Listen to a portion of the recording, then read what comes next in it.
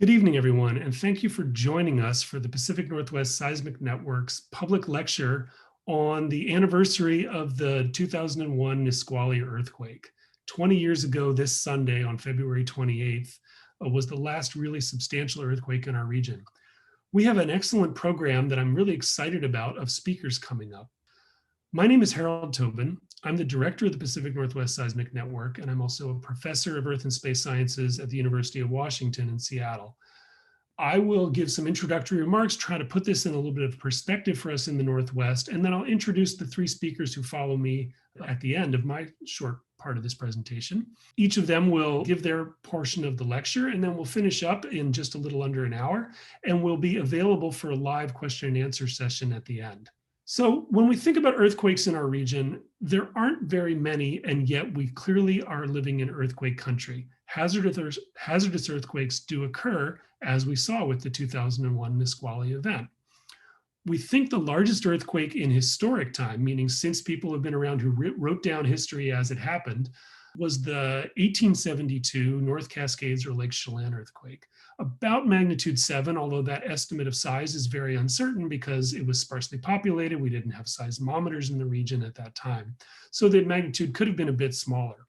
But really not much else has happened in recent decades in the state of Washington, or for that matter in Oregon, except for the cluster of earthquakes that have affected the southern Puget Sound region, including the 2001 Nisqually quake. And Nisqually was really just one of a series of earthquakes that have been clustered in space, meaning in very similar locations, and also have occurred a few decades apart in sequence throughout a large part of the 20th century. 2001 took place, but in 1965, a very similar earthquake, a bit closer to Seattle, took place. And in 1949, there was another similar earthquake, the Olympia quake, that caused a lot of damage and loss of life and affected people in the region. So these three earthquakes are actually all of a piece. They're similar types of earthquakes. We call them deep slab events because they occur pretty far down below the Earth's surface, about 35 miles or so down below the surface, due to the actual passage of that subducted plate, what used to be the seafloor, underneath our feet. We'll learn a lot more about the geology of these earthquakes and the seismology in a few minutes from one of the speakers, from several of the speakers, in fact. These types of earthquakes are occurring on the space of, a few decades apart. And so therefore, they really are the most frequent earthquakes that we see in our region. This is important. People in our area have become very focused in the last 5 years on, the potential for an offshore megaquake, magnitude 9, full rip event, so to speak, what we call a subduction zone earthquake and the attendant tsunami that could go with it. And certainly there is a genuine hazard of one of those types of earthquakes taking place. We know the last one occurred in 1700, about 321 years ago. And we don't know when the next one will take place, but that the recurrence interval is on the span of centuries, hundreds of years. And so interestingly, when we look at the history of these earthquakes, there is the ability to make a probability estimate of how likely the really big one is to occur. And the sort of formal estimate of that is that in the next 50 years, there's about a 15% probability, maybe 15 to 20% probability of an earthquake like that occurring. Definitely a concern. It would affect a wide region. But there's about, in the same period of time, there's about an 85% probability, much more likely than not, that another Nisqually type earthquake will occur, similar to those three that I just talked about. So really, in our lifetimes, in the next few decades, we could experience significant and damaging earthquakes, there's no doubt. But most likely, not necessarily, but most likely, the next one we would experience would be one like Nisqually. So we should be prepared for that kind of event to take place again. And as we'll see in the talks, it did significant damage and put a lot at risk and could have been actually worse than it was, in fact. We experience earthquakes all the time in our region. This is actually a map with a dot for every earthquake detected by our Pacific Northwest Seismic Network during the year 2020, from January to December. And there are hundreds and hundreds of events. These are the ones above magnitude 1. Those are mostly much smaller than people can feel. There's a handful, maybe a dozen or so on there, that were large enough for someone in the vicinity of the earthquake to actually feel, maybe when they get up to about magnitude 3 or so. But earthquakes are going on all the time. And they happen to not be randomly distributed around our state, but actually concentrate heavily in the Puget Sound region.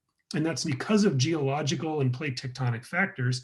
It also happens to be where the highest concentration of population in our state is, unfortunately. But that means that there's a focus of our studies of and interest in the hazard in the Puget Sound region for these kinds of earthquakes. It's not to say earthquakes don't occur in other places. Of course they do. We haven't seen the big one outer coast, of course, but we do see them throughout the San Juan Islands region and also east of the mountains, all throughout the state of Washington.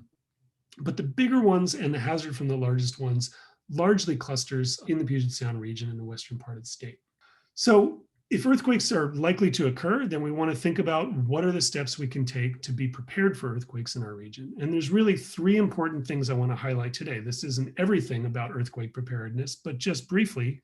The first thing is, of course, to use the information we have about preparedness that's available. There's a website there that the State Emergency Management Department runs, very useful information. Think about the integrity of your house. Think about your family plan. 2 weeks ready is the kind of the buzzword they use in terms of thinking about whether you have your materials ready to go for if there's a significant earthquake that causes damage to, and the power goes out, communications go out, and things like that. So preparing yourself and your family, talking about your plan that your family may have, is a really important step. Secondly, and this is broader than just in our individual families, as a society, we really need to increase our efforts and not become complacent about the fact that there hasn't been a significant earthquake in 20 years or so, to make older structures safer. I'll talk about that more in just a moment. And then the third is I want to introduce you, if you haven't heard too much about it yet, to the soon to be rolled out public alerting through this thing called the Shake Alert Earthquake Early Warning System. So more on that in a second as well. First of all, about structures and buildings. There is an old adage that earthquakes don't kill people, buildings kill people. And fortunately, of course, because of experiences, including earthquakes going all the way back to the 1930s and before in California, and the older events that took place in our region, seismic safety codes have continuously been increased and adopted and strengthened. And so buildings are built with much more earthquake resilience than they used to be. There are many older buildings that have been retrofitted, and so they might be built of brick or stone, the ones we call masonry buildings, and have been upgraded to the point where they are reasonably safe for significant earthquake shaking. However, there still remain thousands of unreinforced masonry buildings in the state of Washington. The state commissioned a study that was released in 2018 that suggested there were at least well over 1,000 known URMs, so to speak, unreinforced masonry buildings, and possibly more than 3,000, that were of unknown condition in terms of how well they were retrofitted and set up. Working on these buildings, of course, some of them are in private hands, some of them are public. And so they have a lot of different ownership. It's expensive to retrofit buildings, but it's really an important step in our preparedness that I want to encourage everyone to be vigilant about thinking about how we can and should prepare by increasing the resilience of our built infrastructure. And of course, bridges, the viaducts. We know the story of the Alaskan Way viaduct being removed and the tunnel replacing it. Those are all important steps, but there are still many schools and many emergency facilities like fire stations or police stations that are potentially vulnerable to earthquake damage in our state.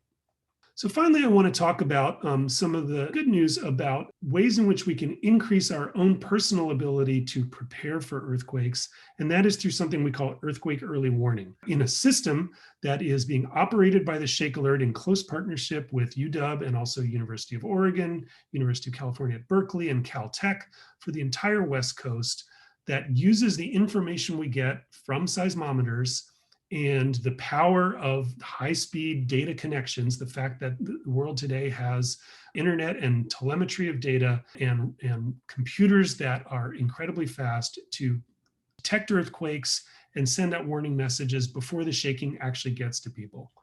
The most important thing to say about Shake Alert is that it's early earthquake detection, meaning as the earthquake begins, our instruments detect it. I'll show you that in 1 second, and can calculate that an earthquake has occurred, has started, and as the damaging waves spread out, send out warnings that people can receive, and also utilities and facilities can receive for automated actions. We've been working on the Shake Alert system, and this May, there will be a public release of the public alerting through the kinds of messaging that you might receive on your cell phone through either wireless emergency alert messages, sort of like extreme weather alerts, or in the case of Android phones, Google intends to do what they've already done in California, which is bring that public alerting directly to the operating system of Android phones so that it's something that will be present no matter whether you've downloaded some particular app or not. And then purpose-built apps, because not all phones are Android phones, and so far that's the only one that has it built into the operating system of the phone. We hope that will change in the future, Apple, if you're listening. But for the moment, there will also be purpose-built apps that you can put on your phone. And these are all ways to receive the alerts, and there's advantages to each of them that we can talk about later on. This morning, I'm recording this in advance, but this morning, if all went well, then the demonstration took place of how the WIA system would have operated in these 3 counties, and there's information on that website there. So here is an example of what it might look like using the Nisqually earthquake actually as a kind of a test case for how the shake alert system works. And I'll run the little movie. So the earthquake occurring down just northeast of Olympia, and seismic stations, the ones that lit up there, detect the earthquake and locate where it took place within a matter of just a couple of seconds, and then can generate a warning before the damaging shaking gets to the other areas. In this particular case, the distance to, let's say, downtown Seattle would have potentially afforded a number of seconds of warning, maybe 8 to 12 seconds or more, depending on how rapidly the alert would actually be released. That doesn't sound like a lot of time, but a few seconds of warning is enough to make you recognize, oh, okay, earthquake alert, what should I do? Rather than the panic you tend to experience, many people experience when shaking begins, and take those drop, cover, and hold on actions that can help you protect your life. So shake alert is about detecting the earthquakes rapidly, delivering it through the partners that put out those messages, and then protecting yourself and also potential technical partners, which includes things like the transportation system and others. We operate hundreds of seismic stations in the state of Washington, the PNSN, as part of the Shake Alert network. There are over 200 now contributing to Shake Alert. We're working rapidly on adding stations. And the reason for so many seismic stations is so that no matter where an earthquake begins, we have stations close in that can detect it and therefore give the maximum available warning to the maximum number of people possible. So we're really excited about that possibility, but that's only one step along with the construction practices in buildings and the other things that I just talked about. So tonight we're going to have 3 speakers to tell us about what happened during the Nisqually earthquake and what some of the response was. And I'm truly excited about these 3 speakers. I will introduce each of them in turn in between their presentations, but I'll start by saying we're going to begin with Dr. Kathy Troost, who is a lecturer in the Department of Earth and Space Sciences at UW, along with me. And she is a geologist, a working geologist, who was one of the key people who developed the mapping of landslides, ground failures, and liquefaction features in the aftermath of Nisqually, as well as an expert in general on the Puget Sound region geology. So Kathy will give the first presentation about her personal experience during the earthquake and some of those features. Hi, I'm Kathy Troost, and I'm going to talk to you about the Nisqually earthquake 20 years later, what we saw and what we learned from the ground failures. I don't know if you remember the earthquake or if you were even in the area when it happened, but I do remember, and many of us remember what we were doing during the earthquake. I was in my office at the University of Washington talking to someone about earthquakes, and we were just starting to talk about how often they occur when the earthquake hit. It was a magnitude 6.8 and shook for 40 seconds. It was pretty exciting, I have to say, as a geologist. And so we ran down to the seismology lab to figure out how big was it and where was the epicenter. And we learned that it was near Olympia. And so we decided we were going to go see what kind of ground failures had happened as a result of the earthquake. We didn't get very far. I-5 was backed up, Highway 99 was backed up, so we tried to take surface streets to get out of Seattle, and this is what we ran into. And so we began and became part of a team that managed and collected information about ground failures. We worked really intensely over a 2-week period trying to beat the rain because we didn't want the rain to wash away the evidence of ground failure. We focused on looking at the areas that we thought were most likely to fail, to have some sort of ground failure. There were more than 20 teams of us, various groups of scientists and engineers and citizens out collecting information that ultimately got compiled into a database. I'm going to share with you some of our findings from that effort. So this is only focused on ground failures, such as landslides, settlement, and lateral spreading that can occur as a result of liquefaction. There were changes in groundwater flow paths, flooding, and some other effects as well. And I'll talk about some of these with you. We learned by keeping track of where we saw landslides that they were distributed well across the Puget Lowland area here. Quite a few around Seattle, some near Tacoma, some down here in the South Sound, and quite a few around the Olympia area. A few pictures for you. On the left is a landslide that had failed into Capitol Lake, and on the right, an example of subaqueous or underwater landslides that occurred along Lake Washington. There was a landslide down at Salmon Beach here in this area, and you can see from the image on the top left, the sand, trees, gravel, dirt that came down, smashed into the back of some residences and caused quite a bit of damage, as well as knocking out utilities for the entire community. There was a fairly large landslide along the Cedar River that temporarily blocked the river. The toe of that landslide smashed into the back of the residence that you can see here in the image on the bottom right, causing quite a bit of damage.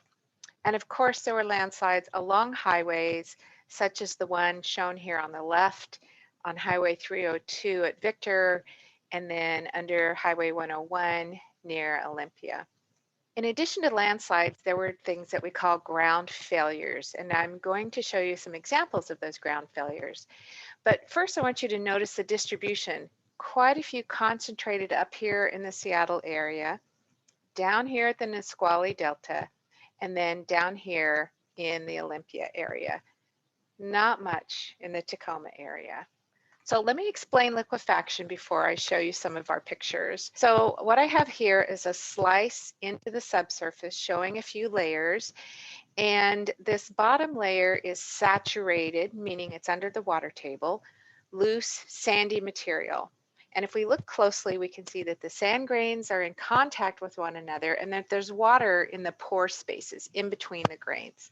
So we have an earthquake, and liquefaction can occur if the material is loose enough and if the earthquake shakes long enough or hard enough. So the earthquake waves will cause the water pressure to increase, and that floats the sand particles. The sediment then loses strength because water can't carry a load. And then the water and the sand can actually flow upward and out of the ground through these things that we call sand dikes here. And the material accumulates on the ground surface in things that we call sand blows, sand volcanoes, sand boils. The sand and water and silt and other debris, gravel, etc., can come gurgling out or also be ejected out of the ground. And you can also witness fountaining of this material up into the air. So after the earthquake, then the ground has settled into a more tight configuration. The sand grains are packed more closely, and then you can have loss of ground or settlement as a result. So liquefaction can cause some very extreme damage, and we were fortunate here in the Seattle area. We had plenty of damage, but nothing quite as extreme as the next couple of pictures that I'm going to show you. Here, an example from Christchurch, New Zealand of liquefaction. And then a famous picture here on the left from the 1964 Nagata earthquake in Japan, where these buildings tilted as a result of loss of ground strength from liquefaction. And then more recently, here's a picture in 1999 of a building that also failed because of loss of bearing capacity or foundation support from the subsurface as a result of liquefaction. So what do we see here? We saw quite a bit of liquefaction in our area throughout the Puget Lowland, mostly concentrated, as I mentioned earlier, in Seattle, Olympia, and in the Nisqually Delta. And these are pictures of what some of the typical sand boils look like. This notebook is 6 inches long, and you'll see it in several pictures, so it'll give you an idea of scale. We saw liquefaction features as far away as Mount St. Helens, as evidenced in this photo on the right, in a field of sand boils with a baseball hat for scale. In the Soto area of Seattle, we saw extensive sand that had come from sand boils and extensive ground cracks, as you can see here. We also saw evidence of that fountaining that I mentioned. These are splash marks, sand and silt splashed up against the building here in an alley in the Soto area. This tells us that the fountains of sand and water extended at least 6 feet into the air. We saw extensive sand deposited across the landscape, such as we can see here in the Soto area, and quite a bit of liquefaction at Boeing Field in South Seattle. So this is a vertical air photo looking straight down, and these gray areas here are areas where sand was ejected out onto the ground between the runways along cracks that had opened up, and then also sand ejected onto the runway along cracks as well. So the airfield had quite a bit of cleanup to do. On the image on the top left now, you can see a cavity left behind where the material had ejected out of the ground, and this cavity is 3 feet deep, and I know that because that's me standing in there. And the other thing we observed, which is really interesting, is all kinds of material coming out of the ground. And in this case, we had pieces of coal and wood and bricks and slag. This one chunk here weighed about 25 pounds. So a pretty significant amount of material that could be ejected from the ground during liquefaction. Liquefaction, as I mentioned, causes a loss of ground strength and then settlement. And so this basement slab, you can see evidence of that having occurred in the subsurface. So this is from a building in the Seattle Soto area. Also, sand and water came into these basements through floor drains. So there was quite a bit of cleanup that had to be done there. Lateral spreading can happen as a result of liquefaction, and that's where the ground actually flows and moves toward a free face, and here the free face being this wall next to the lake. More examples of lateral spreading in Olympia. Quite a bit of damage to this trail. One of my favorite pictures from this earthquake is of lateral spreading that happened adjacent to Capitol Lake in Olympia. And this Chihuahua decided that it could get a little bit of privacy in one of these cracks that had opened up. I mentioned differential settlement already, so that's where part of the ground settles more than another, and we can get offsets like this. This was a pretty common scene in the Port of Seattle and also around Olympia. In fact, on Harbor Island in Seattle, we saw offsets like 6 inches in height. Another interesting effect is chimney damage, which I think one of our other speakers is going to talk about, but one that I want to mention, and that is worms. So children noticed in the playground after the earthquake, because they had been taken outside with their teacher, worms that had surfaced, quite a lot of worms that had surfaced as a result of the vibrations caused by the earthquake. What did we learn? We learned quite a bit.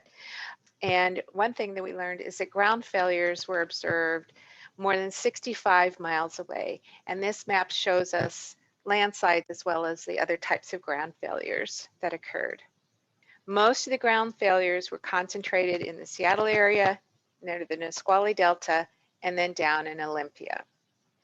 That actually gave us some insight as to the geology and the geologic structure here in the Puget Lowland. More soft ground was found as a result of tracking these ground failures. More soft ground than had been mapped. I'll get back to that in a minute. And also, and a significant finding is we didn't have very many landslides, and we didn't have very many big landslides because the ground was not that saturated. So we were really lucky when that earthquake hit. So the geologic setting, as it turns out, has a major impact on where we see ground failures. Well, we know that intuitively, but let's talk about our geologic setting here in the Puget Lowland. This area has been glaciated at least a dozen times in the last 2.8 million years, and that has left us with a lot of steep slopes that are susceptible to landslides. We have a deep basin between the mountains and subbasins within that can actually cause amplification. We have quite a bit of shoreline here with flat, low elevation land adjacent to the shore. And so we have a lot of ground with a shallow water table. And in these valleys, we have thick, young deposits, which means that they're loose and soft. We also have deltas and tidal deposits at the mouths of these rivers, also the kinds of materials that can be more susceptible to liquefaction. And we have plenty of source for sand coming out of the upland areas of the Puget Lowland. And then one last thing is that we had some pretty ambitious engineers at the end of the 1800s and early 1900s. I'll get back to that. So the geologic material at the ground surface matters, and history mattered and does matter with respect to where we could expect to see ground failures from earthquakes. On the left is this map showing the shoreline, the waterfront of Seattle back in 1895. These stars and triangles and squares show us where we saw different kinds of ground failures. And you'll notice that they're concentrated in an area that used to be tide flats. And if we look at the map in the middle, it's a simplified geologic map. We see that this gray area is labeled fill. So fill over old tide flats. And that's what our engineers did at the beginning of the 1900s, was to create more land for this booming growth of the city of Seattle. The other thing you'll notice here is this concentration of liquefaction and ground failure features down along a former meander of the Duwamish River.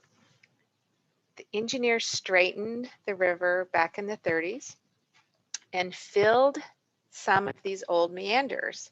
And some of the meanders were filled differently. So we learned that the method of fill placement strongly influenced where we had ground failures. This area corresponds to the north end of Boeing Field, where we saw all that junk come out of the ground. So the earthquake shook long enough and hard enough for us to really take a look at what areas of our fill had undergone good compaction and had undergone ground improvements and which areas hadn't. So for example, this area over here, we didn't see any liquefaction features.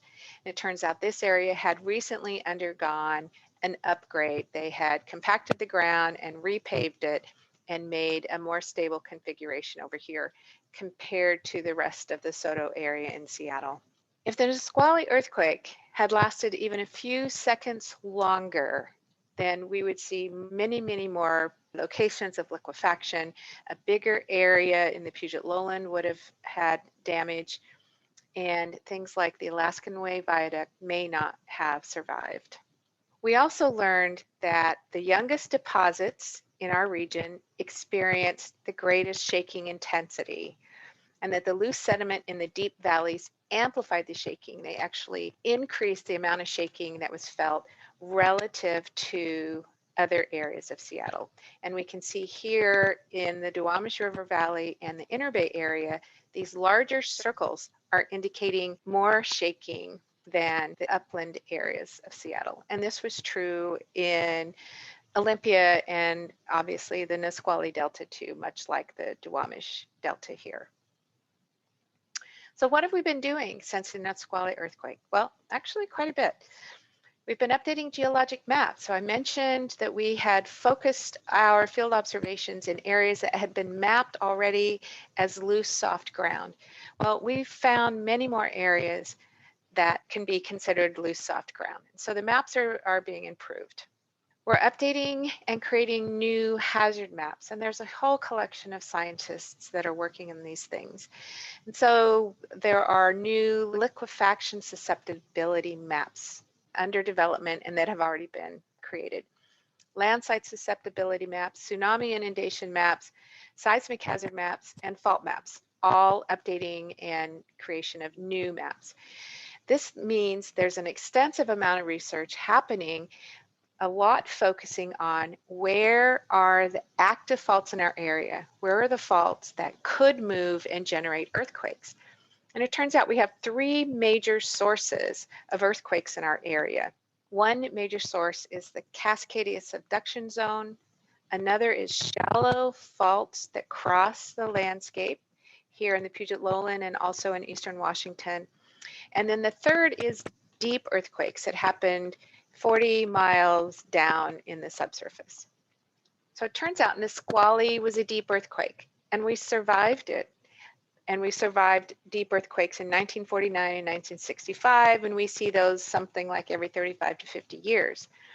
But we know that there are two other major sources for earthquakes in our area. Shallow earthquakes along those faults that I just showed you, and earthquakes along the Cascadia subduction zone. Those earthquakes would shake longer and more intensely. The Nisqually earthquake caused damage on the order of $4 billion, but a larger, more intense earthquake will happen here sometime in the future. How soon? Maybe in a few hundred years. So in closing, I have two words for you. Be prepared. There are wonderful sources available to you for preparation, including this particular guidebook that I like from the Washington Geological Survey. But there are many resources available to you. So let me wrap this up by acknowledging Bill Steele and the staff of the Pacific Northwest Seismic Network and all of these other people, many of which are not listed, people that helped to compile the information that I shared with you today. Thank you. Okay, that was a wonderful presentation by Kathy Troost. I think we learned a lot. Now we're going to dive a little bit deeper into the seismology and the tectonic setting of the Nisqually earthquake and some of what we have come to know about what actually happened during that earthquake.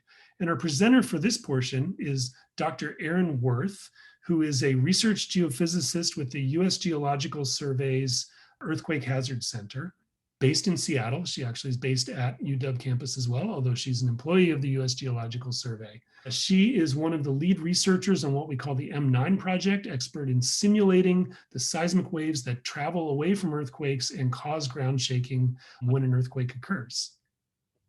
Hi everyone, my name is Erin Worth and I'm a seismologist with the U.S. Geological Survey in Seattle, Washington. Today I'm going to talk a little bit about the ground shaking during the 2001 Nisqually earthquake and how what we learned during the Nisqually earthquake is currently helping us to understand the hazard associated with future earthquakes in the Pacific Northwest. So this figure shows the geologic setting of the Pacific Northwest.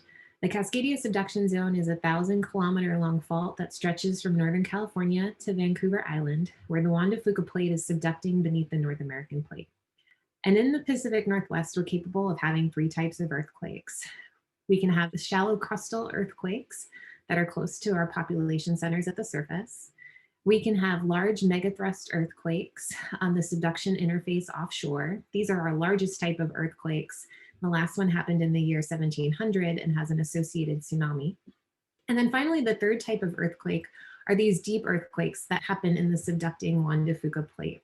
So most recently in 1949, 1965, and the Nisqually earthquake in 2001.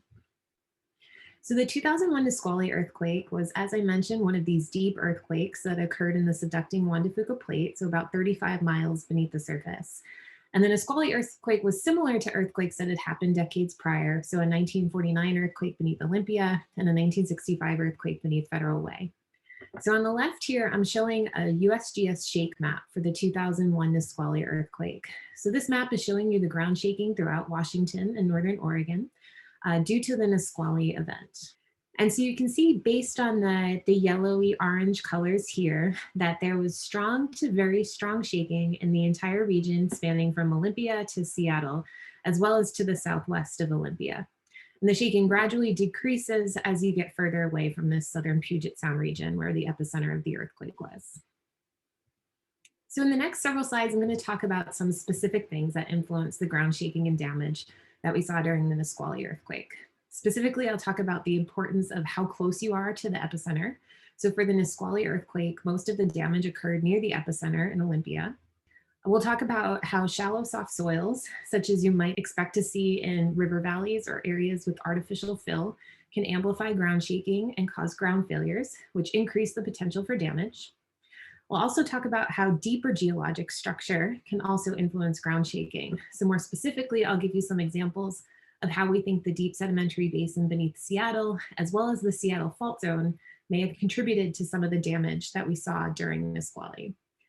And finally, we'll talk about the importance of structural properties on the resulting damage. So for instance, during the Nisqually earthquake, non-ductile concrete and unreinforced masonry structures had the most significant damage. And in general, wood-framed or modern construction performed quite well. So first, let's talk about how the strongest shaking is often near the epicenter. So here I'm showing a plot of shaking intensity and how that shaking intensity changes with distance away from the earthquake. And these colored lines here are models. So this is what seismologists would have predicted for an earthquake like the Nisqually earthquake. And the squares are measurements from the actual Nisqually earthquake. So as you would expect, you can see that shaking is generally strongest, closest to the earthquake, and gets weaker as you move to further distances.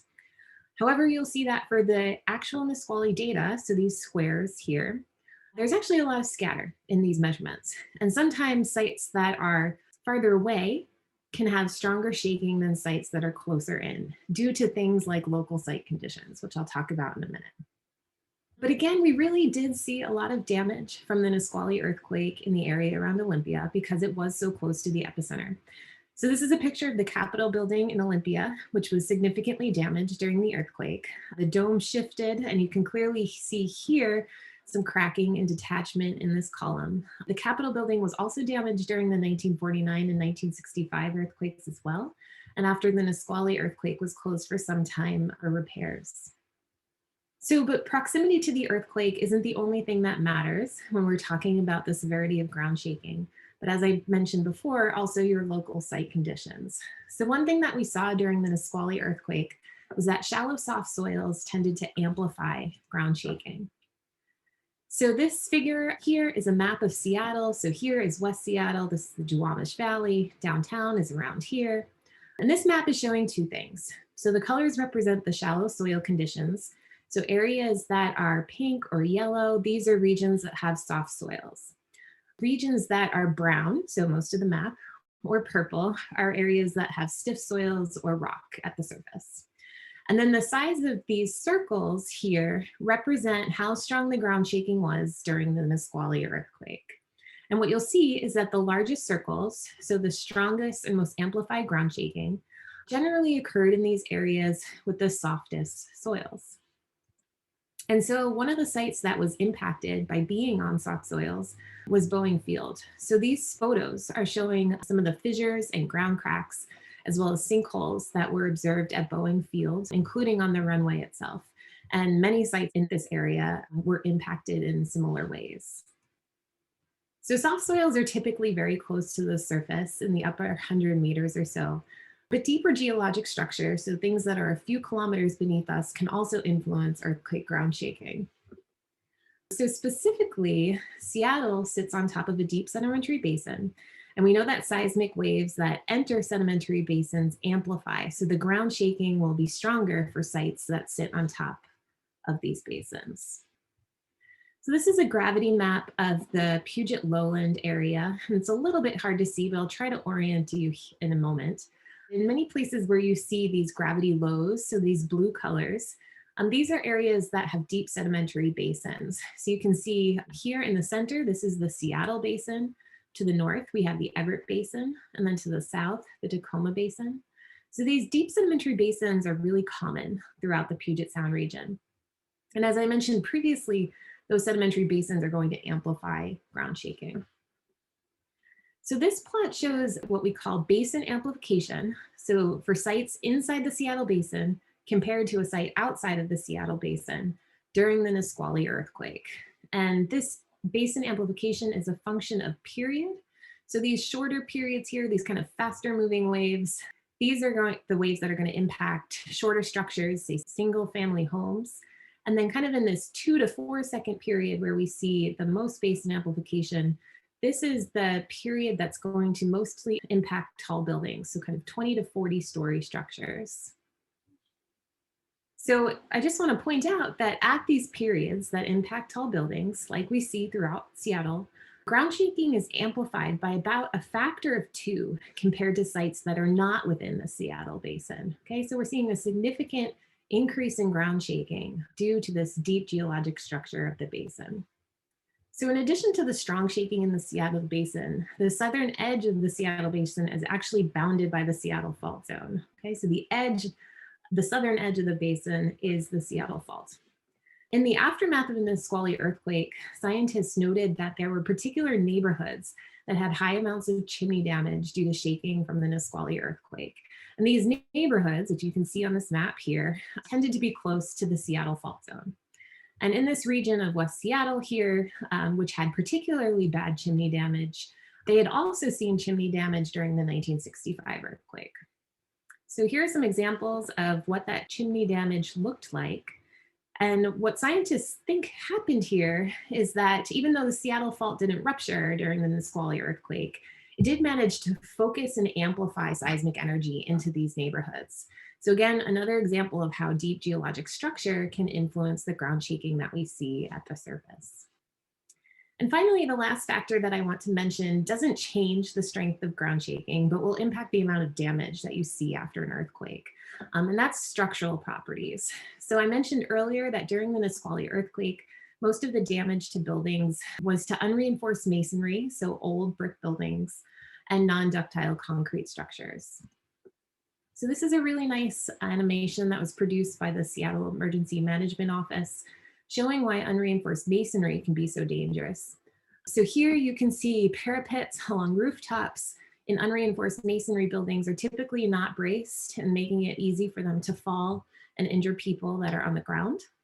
And also in unreinforced masonry buildings, typically floors and the roofs are not braced to the walls, making it easy for them to detach during strong ground shaking. So this is a picture of damage to an unreinforced masonry building in Olympia, so right near the epicenter, where you can see that a parapet fell into the street.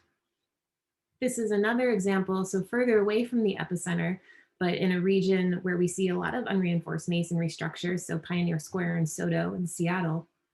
You can see kind of a similar example of damage to a parapet, an exterior wall, and debris that fell on the sidewalk.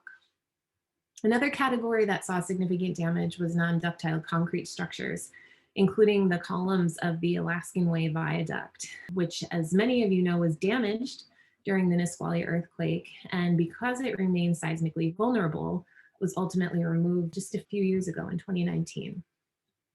Okay, so I do want to quickly wrap up by talking about what we've learned from the Nisqually earthquake and what we may expect from future earthquakes in the Pacific Northwest. So this is the very first figure that we looked at, showing the 3 main types of earthquakes that we're capable of having in the Pacific Northwest. So then the question becomes, how likely are these earthquakes to occur? So in the next 50 years, we estimate that there's about an 84% chance of another deep Nisqually-like earthquake happening in the subducting Juan de Fuca plate. And this makes sense. We seem to see these earthquakes every few decades or so we would expect this probability to be somewhat high. For a large crustal earthquake in the Puget Sound region, so one of those earthquakes that are close to the surface, for example, an earthquake on the Seattle Fault or on the southern Whidbey Island Fault, we estimate that there's a 15% chance of a magnitude 6.5 or above happening in the Puget Sound region in the next 50 years. And then finally, for those giant subduction zone earthquakes that happen offshore and rupture the entire coastline and likely result in a significant tsunami, We estimate that there's about a 14% chance of one of those occurring in the next 50 years. So back to the question of what did we learn from the Nisqually earthquake that we can apply to future events? And I really can't overstate how much valuable seismic data came out of the Nisqually earthquake, but I'm going to focus on just two things. So one, it helped us refine our image of the geologic structure of this region and how that geologic structure, such as sedimentary basins and fault zones, can interact with seismic waves to influence ground shaking. So for example, we saw that the Seattle Basin amplified shaking during the Nisqually earthquake, and we expect it to do that again in future events. The second thing I want to mention is that the Nisqually earthquake has helped advance our ability to do 3D computer simulations of future Pacific Northwest earthquakes. For example, this is a computer simulation of the Nisqually earthquake. And what we can do is we can compare the simulation to the data that was actually recorded during the Nisqually event. And if the simulation matches the data, which it does, that gives us confidence that these computer models work well. And we can therefore use them to simulate future earthquakes that might happen in the Pacific Northwest. So that's exactly what we're doing now, using some of the world's most advanced supercomputers. So this is a simulation by Ian Stone of a magnitude 7 earthquake on the Seattle fault zone. So here you're going to see an animation of an earthquake rupturing across the Seattle fault zone, seismic waves propagating outwards. You see the strongest waves propagating northward through the Seattle Basin, which is again amplifying ground shaking. And we have confidence that these shaking predictions are fairly reliable because again, we can test them against models of the Nisqually earthquake.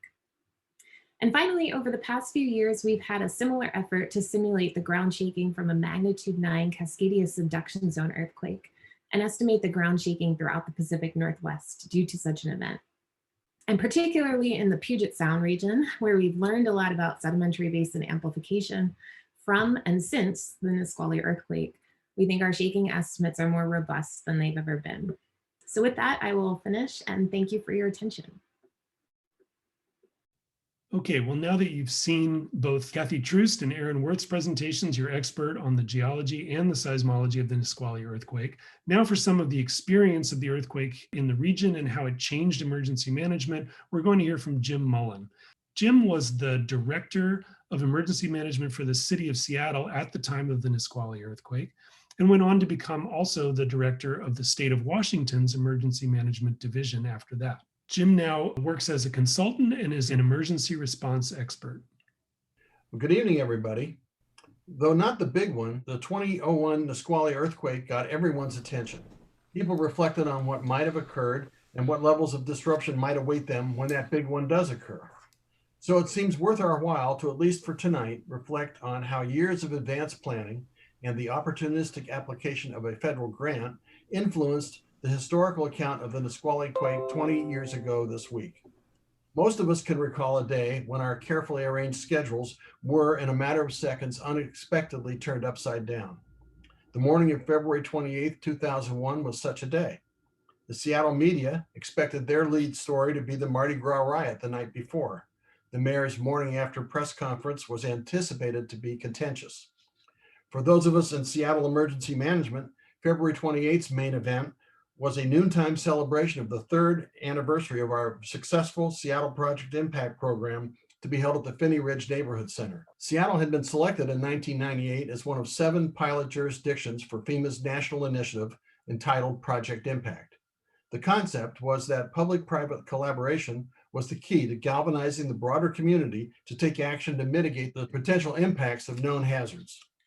Seattle was awarded a $1 million grant from FEMA. Significantly, we obtained unprecedented control over how we would choose to spend it. And so we had free rein to pursue the pre-disaster mitigation priority targets, 3 of which were well underway by February 28, 2001.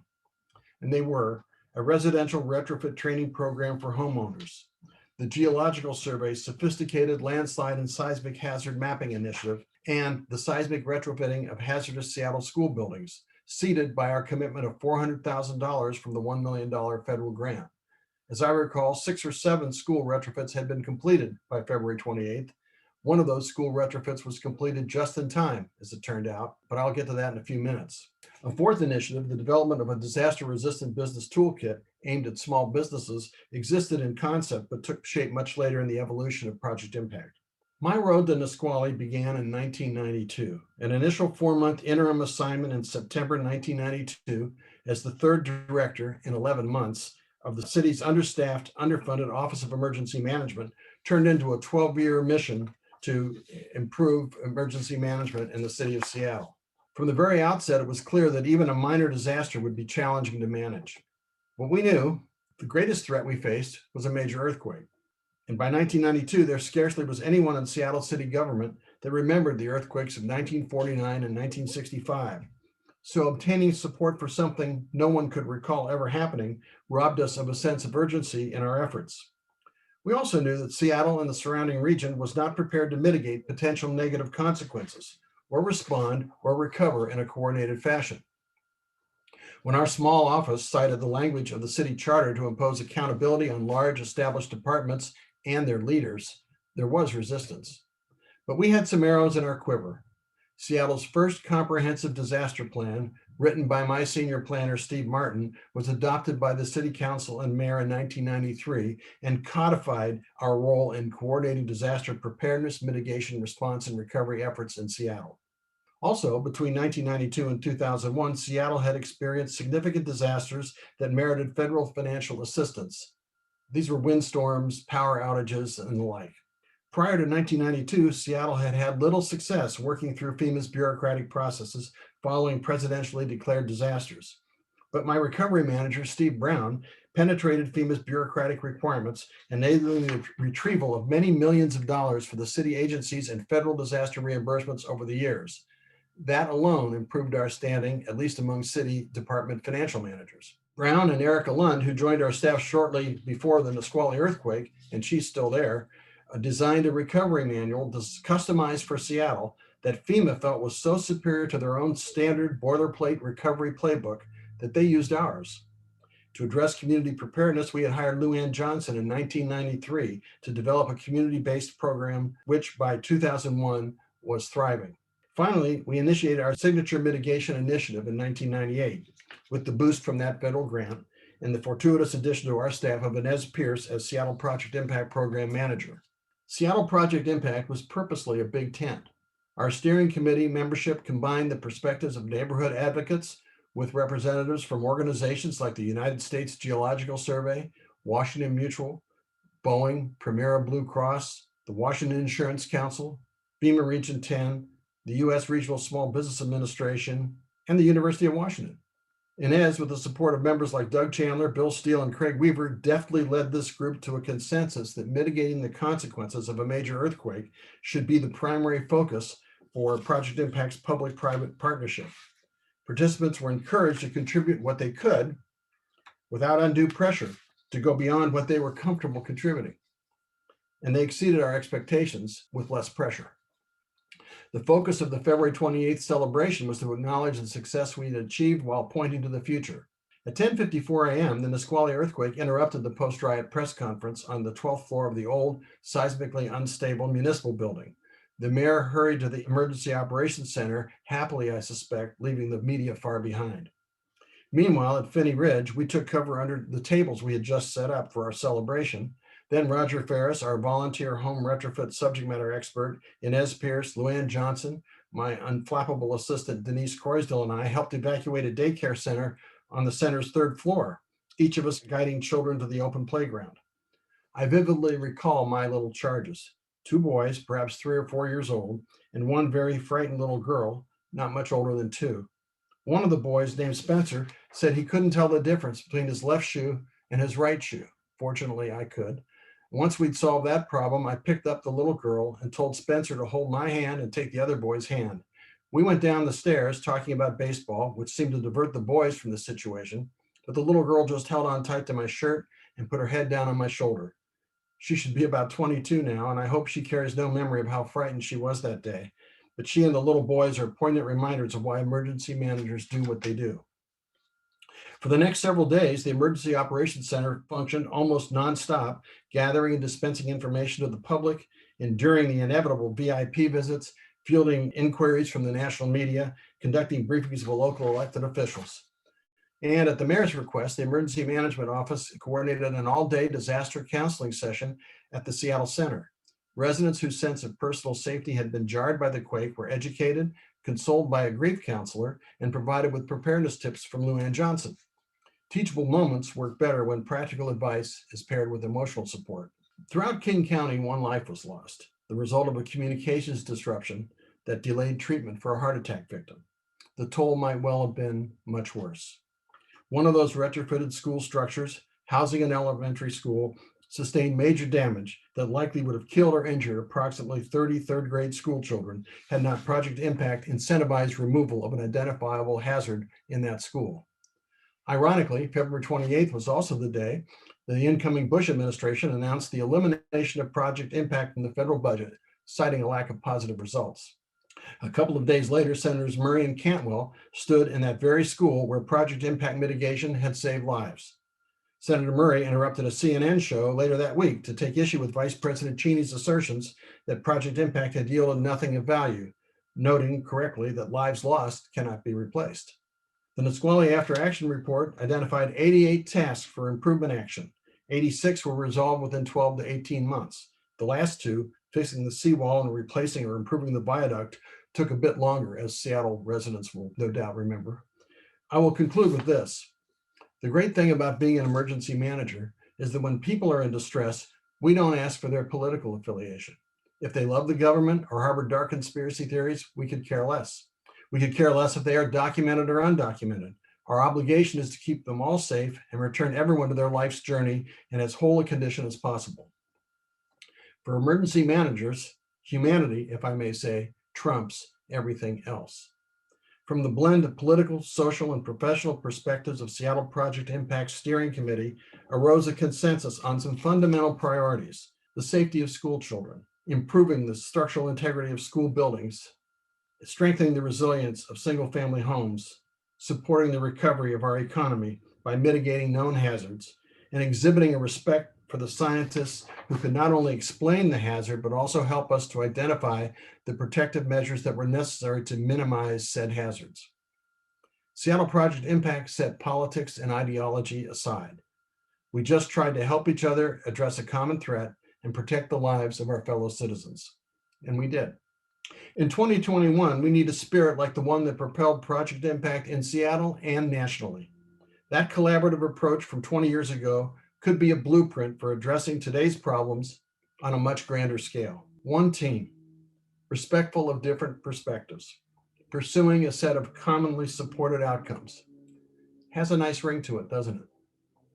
And if that big one occurs, and it will, that spirit alone might help us all to heal a little faster. Thank you.